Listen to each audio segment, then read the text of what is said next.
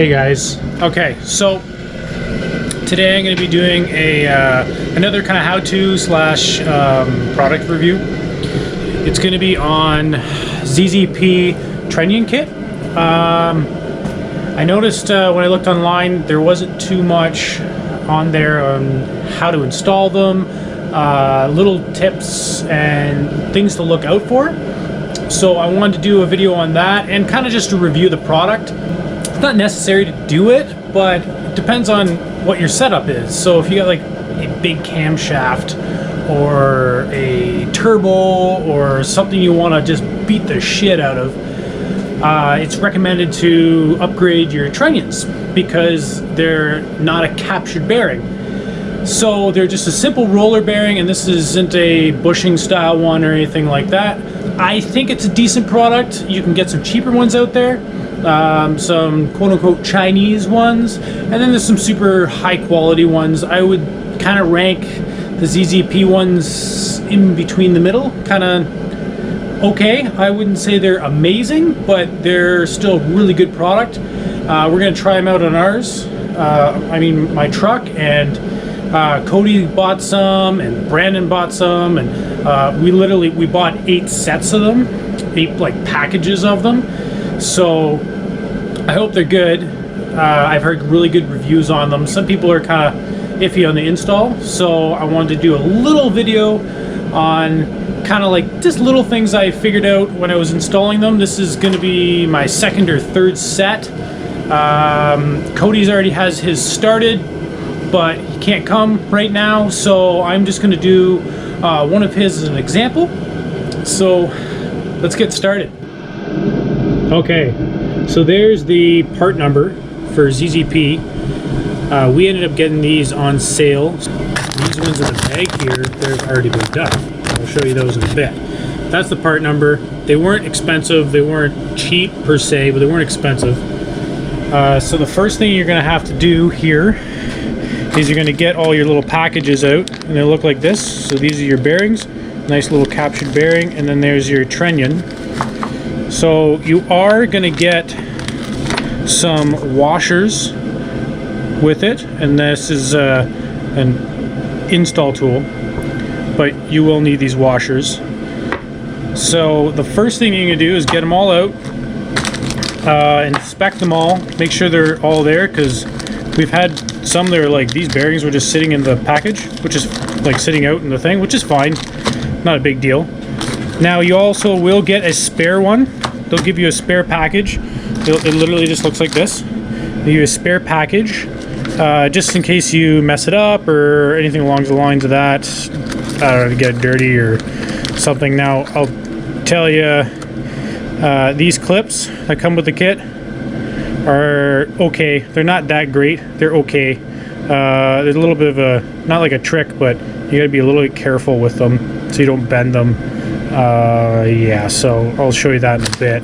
You're also going to get new bolts with the kit. Now, the thing I don't like about this kit, and I think it might be with all Trunnion kits, is you can't use the original hardware.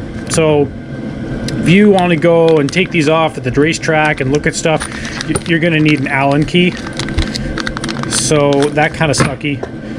Like, you're going to need an Allen key. They seem to be decent quality stuff, but that can be a little bit annoying. My boss doesn't really like that. He wanted to use the original hardware, but he's gonna have to suck it up. I'm not scared of Allen keys. Some people hate them. Anyways, we have all of these to do still. So I will kind of show you my setup. We just used simple tools, nothing crazy. I do have this cheap press, but you can do this exact job in a vise. It's just a little bit more tedious. So here we go. Okay, so for your first step, you take your freshly shelled rocker, and you're going to take your trunnion, get it out of the package, and your bearings, get that out of the package. Now, something that ZZP didn't really tell us, we kind of ended up figuring out, is which way the bearing goes. Does it go in like that, or the other way. And yes, there's a slight difference. On one side slightly flatter and the other side's more round. Now, from just general knowledge and asking around to people that are smarter than me, I figured out that one side of this has markings on it. So I don't know if you can see it there, but there'll be markings on it. In this case, it's a bearing marking, so it has like an R, and it says 105 or something along the lines of that. Now, you're gonna always put the markings outwards. So the marking always goes out on a bearing. Now, the other thing to take consideration, there's two flats here, and this is round, so it can be harder to press into the round side just to get this kind of sitting there. It sits better when it's flat. So for me, I always found it's easier for the first bearing to put the flat side down, like so, and markings on top, and then you grab your socket, whichever one you want to use. In this case, I'm going to use this guy. And then you're going to have to line it up, toss the washer on top maybe. I might have to switch to a different GoPro thing here because I don't want to mess this up for Cody. But I think if I get it all nicely lined up-ish, should just press right in. Bam! Pressed it. So there's the first side in. So then you flip it around like so. You drop in your trunnion. Doesn't matter which way it goes. I'd recommend putting a little bit of lubricant on each part of the bearing surface. So I put a little dab on it. This is pre-lube if you're wondering. Just makes it a little bit stickier. Something for it to ride on.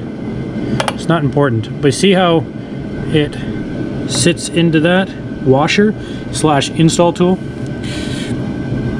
And then you put your bearing, make sure it's the right way. Put your bearing in there, like so. Grab your install washer, place your socket on the other end, and it's not perfectly lined up, but that's okay. It'll start that way, and I'll move it over, like so. You got to get the washer centered. You want to make sure, okay, right about there. You can always take it up and look at it. So, see how this goes over top of that? That's the whole point of these washers. So now that you have this installed, I'd give it a couple spins, make sure it's not tight. See how this one's tight? So that means you probably pressed it in too far. So the thing I was noticing with these is they seem to press in tight, which I'm not really too sure why. Now, that's kind of why people were complaining about them. It's not a perfect system. Like, you are installing these at the end of the day. So, for a good example, this is also the same way you'd remove it. Put your socket on here and just push it one way like that. And see how the bearing gets loose? See how it's loose and moves now? Okay, so that just tells me that I had one side a little bit tighter. There's supposed to be a little bit of movement. So see how there's movement there? It's supposed to be movement. So now that I kind of loosened off or backed off this bearing, I'm gonna put this back in here. Put my washer back on top. I'm just not gonna go as far, right? So I'm just gonna go just a little bit more, and there you go. So that's something they're not gonna really tell you. It has to be able to have some type of movement. Oh, I dropped it here. So spin it, make sure it spins nice. This one seems to spin nice. So the next step, which can be a little hard to film, is going to be putting on your C-clips. So obviously these C-clips are just going to go on here, and then I'll show you in a second, once I get them on, something to look for. Well, I could just tell you. Something to look for is you want to put these on and they sit in this groove, right? There's going to be obviously a little bit of movement. It's decent far away, like it's not like it rides tight against the bearing, right? So it should sit far away. Not far away, but should have some gap between this and the bearing. We've had them where if you have it offset wrong, it'll just sit here and rub, and actually this itself will kind of bind a little bit on the bearing, which is a little bit silly. The other thing you want to look for is when you put this on, this should be able to spin in the groove. And I'll show you that in a second. So this should spin in the groove. So at the end of the day, as long as you have a little bit of play side to side this way, as long as it spins nice and free, and you have these clips on properly, and you don't want to bend it because you can bend it. It's pretty. This one's straight, but you can bend them really easily. So you put that on right, and it moves in this groove. Then there should be no problems. So that's just something to look for when you're installing these. And I'll show you in a second when this is actually I don't even need to show you. I have another one over here, still in the bag. So these are all done. So what you're going to look for is, see how this moves? This moves. This isn't moving, but this does. That's what you got to look for. That one moves as well. And the other thing is that if you have it pressed in wrong, it'll bind against the casing. So guys, I hope that helps you out. That's kind of my how-to install on these ZZP Trunnions. I'm going to be putting these in my motor today, be torquing them down, and then hopefully by next week I'll have my motor fired up again.